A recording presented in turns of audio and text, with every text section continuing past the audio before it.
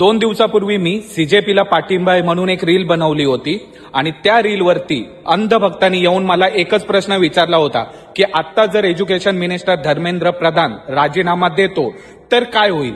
तर मला त्यांना एवढंच सांगायचं आहे, जर आत्ता राजीनामा दिला धर्मेंद्र प्रधानने ऍज अ एज्युकेशन मिनिस्टर तर पुढे येणारा जो एज्युकेशन मिनिस्टर असेल त्याच्या मनात एक भीती असेल की आपण आपलं काम जबाबदारीने केलं पाहिजे. खालपासून वरपर्यंत किंवा वरपासून खालपर्यंत प्रत्येक कामावर लक्ष ठेवून आपलं काम आहे, अकाउंटेबिलिटी त्याला समजेल, त्याची मुख्य जबाबदारी काय असेल हे त्याच्या लक्षात येईल.